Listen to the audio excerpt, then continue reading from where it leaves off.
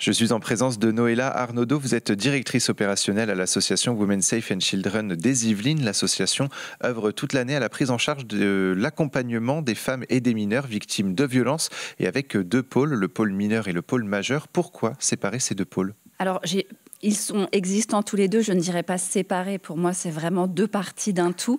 Le Frédéric Mars a fait le constat en 2017 que, bien sûr, à côté de toutes ces femmes victimes, il y avait des enfants co-victimes ou victimes.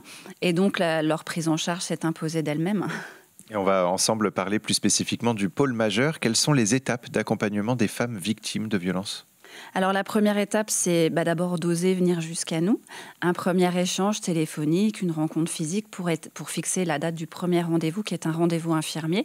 Et puis ensuite, ce sont des orientations pluridisciplinaires, donc vers le médecin, vers la juriste, vers nos psychologues, puis dans un deuxième temps vers nos psychocorporels ou vers l'ensemble des activités que nous proposons aux femmes.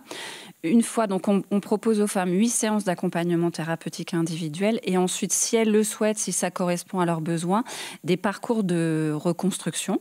Donc, le parcours 1, c'est un groupe fermé, 6 séances à raison d'une séance par semaine.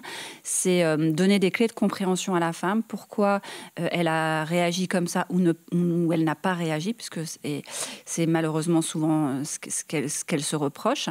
Donc, c'est beaucoup de clés de compréhension. Il y a une sexologue qui intervient, il y a un thérapeute psychocorporel qui intervient, il y a notre juriste qui intervient. Voilà, c'est un parcours très, très enrichissant.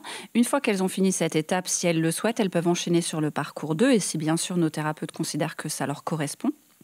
Le parcours 2, c'est la reconstruction à proprement parler, reprendre confiance en soi.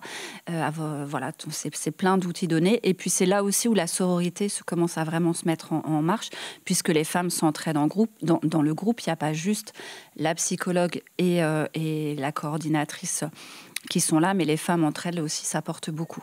Et pour finir, un petit parcours 3 autour de la réinsertion professionnelle, puisque souvent, malheureusement, certaines, de par les violences qu'elles ont subies, ont été exclues du monde professionnel. Donc, on a un système de mentorat avec la BNP Paribas qui les aide sur lettres de motivation, entretien de recrutement, voilà.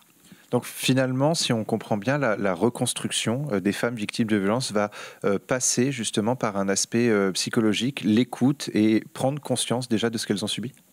Tout à fait. C'est vraiment ce qu'on apporte ici, c'est vraiment une médiation globale en soins. C'est prendre la femme dans toutes ses dimensions psychologiques, corporelles, parce que le corps souffre beaucoup aussi. Et après, voilà, c'est toute la reconstruction de l'estime de soi. D'abord, je comprends ce qui m'est arrivé. Ensuite, je me reconstruis. Ensuite, je me retourne vers l'emploi parce que c'est la clé de l'indépendance. Une reconstruction peut-être difficile, parfois longue, mais pas infaisable ? Jamais infaisable. Non, tous les espoirs sont toujours permis.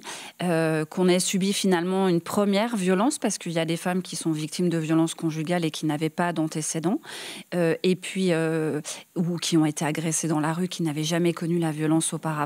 Et puis il y a des femmes qui malheureusement ont connu la violence depuis la toute première enfance, parfois même dès la vie intra-utérine, et qui arrivent chez nous très tardivement. Voilà, les espoirs sont toujours permis, et nous on voit qu'en 4 à 6 mois, vraiment les progrès, quand la femme est prête en fait. C'est pour ça que parfois certaines femmes font des allers-retours, il faut du temps, mais quand la femme est prête, après ça avance bien. Alors parfois, elles ne sont pas prêtes juste pour une seule raison. Elles estiment qu'il y a toujours plus grave, qu'il y a toujours des femmes qui vivent plus grave qu'elles. Comment est-ce que vous leur faites comprendre que non, ce qu'elles vivent, c'est grave ? Alors, c'est une vraie difficulté qu'on rencontre, la prise de conscience de la gravité de ce qui est subi, parce qu'on voit parfois des images à la télé, la violence faite aux femmes, ça doit marquer, on doit être couvert d'hématomes. Or, toutes les violences, en fait, sont extrêmement impactantes. Donc, on les aide avec des outils dont on dispose. Parfois, tout simplement, la règle, l'échelle des violences, c'est en prenant conscience elle-même, en lisant l'outil, qu'elle se rende compte que oui, ça je l'ai vécu, ça je l'ai vécu. Ah mais oui, mais ça je l'ai vécu. Donc le fameux violentomètre, c'est un outil très utile. Et puis après, voilà, il y a plein de petites choses qui... Mais encore une fois, il faut être patient. Nous, on attend... Enfin, les femmes, elles viennent, elles peuvent repartir, elles peuvent revenir à leur guise. Le chemin de la prise de conscience est parfois long. Parfois, elles sont prêtes quand elles arrivent. Parfois, pas tout à fait. On sera toujours là pour elles. Dans l'accompagnement, vous proposez également des ateliers thérapeutiques. Quelles en sont les ambitions ? Alors, les ambitions, c'est toujours un peu les mêmes, hein. C'est d'intégrer ce qui m'est arrivé, de travailler à comprendre les mécanismes, me reconstruire et surtout ne pas me retrouver après dans un schéma de reconduction, puisque malheureusement, une femme qui a été victime de violence, qui n'a pas travaillé ce qu'elle a traversé, peut se retrouver de nouveau dans la même situation. Donc nous, on est là pour justement que ça ne leur arrive plus.